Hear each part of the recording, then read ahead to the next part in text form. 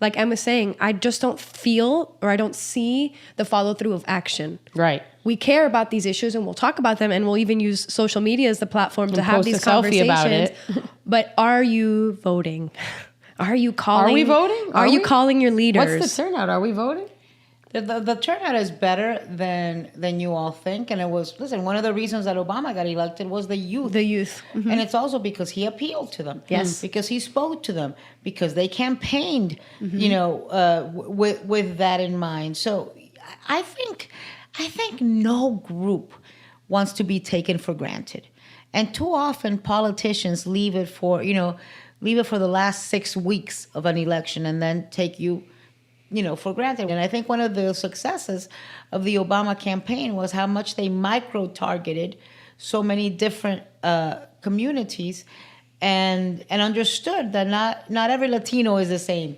Mm-hmm. Not every youth voter is the same. Not every, and understood those microcosms. But too many don't do it, and too many, I can tell you that Donald Trump or Ron DeSantis is counting on young people not showing up. Ooh. And on how do we depress that vote? And how do we make them jaded? I was, last week I was in Columbus, Ohio, speaking at Denison University, and I was struck by how many young people at that place told me they wanted to get into politics. And that gave me hope because I would think that so many young people would be turned off by what politics has become, by what elected office has become. Yeah. I don't blame you. You're one of the people that makes me be turned on to it. Oh, totally. Because you bring a realness and a freshness that I don't feel in the rest of it. I feel like people are pawns, people are pretzels. But let me tell you why you feel that. Why I can be myself. Okay, why? When you're a political hack, a political operative, when you've worked when your life has been politics, you are pre-programmed to wear one jersey or the other. And I used to wake up every morning and I'd have an inbox full of talking points from the Republican National Committee and from the different campaigns. And they were all my friends and they were running campaigns. The 2016 election, I didn't like anybody. I wasn't getting talking points from anybody. I wasn't parroting talking points. You know how sometimes you go on, you tune on the news and everybody's saying the same statistic, the same phrase, the same sentence? That's because they're all getting it from that inbox full of talking points. Yeah. 2016, I didn't get anything from anybody, and I had to process myself. I had to process the information and come up with where I stood and how I felt myself. And so in a way, it liberated me from spewing somebody else's talking point. And it was all me. And it was so, I think, number one, people could tell and found it refreshing, and it was real talk. And for me, there was no going back because it was my voice, not somebody else's voice that I was spewing to get them elected. And it freed me to be myself and call out people even if they were my same jersey. Yeah. And commend people even if they were of a different jersey. It was not about, it stopped being about party. Yeah. And it was about principles and convictions and policies and character and morals and country. Yeah. What the hell is good for the country? You are in a whole other world, right? You understand, and you've been around a lot of musicians and this whole world.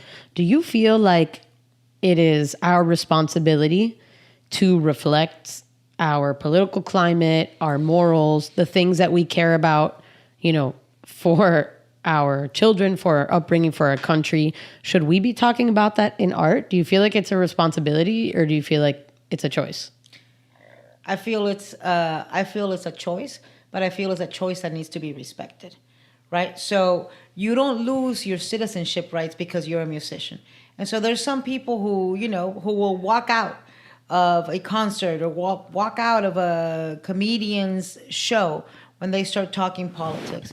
Well, listen, if you bought a ticket to go see Wanda Sykes, if you bought a ticket to go see Whoopi Goldberg, if you bought a ticket to go see Bruce Springsteen, you know where they stand. Mm-hmm. And they have a right as U.S. citizens. So, you shouldn't. And it's also, people cherry pick, right?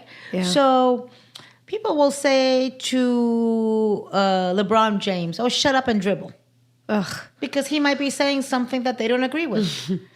But they're okay with Kanye going on an anti-Semitic rant. And the same people who are saying shut up and dribble to LeBron aren't saying to Kanye shut up and sing. Adidas took too long to drop that. You know what? Yeah. Way too long. Because these were anti-Semitic remarks, but he has said things that have been, he said such ignorant, hateful I don't things think for I so can long. buy another Adidas person shoe. who made a joke out of an election, which I think was just to take votes away from Biden. I know people in our generation that circled Kanye West. They see it as courageous, which is, I think, the lens that a lot of people look at Trump through, that people that I've spoken to, but he says the things that we're all thinking. He's not a political puppet. He really says what's on his mind. At what cost? Well, I do think he says what's on his He mind, does. which I think he's very, I think there's so many politicians who say things that they think people want to hear. I do think Trump says what's on his mind. Totally. I think he is, that's like the only honest thing he's about is I think he tweets and says, well, he's now kicked off Twitter. I thought he came back because of Elon Musk. That sale hasn't gone through yet. Maybe by the time people are watching this, it has. But that sale has not gone through yet. So I think it's one of the appeals. But I give Trump credit for convincing folks that he could working folks that he could relate to them. This is I don't know if he's a billionaire or what the hell he is. No, He lies so much about how much he's worth. But there's a guy who lives in the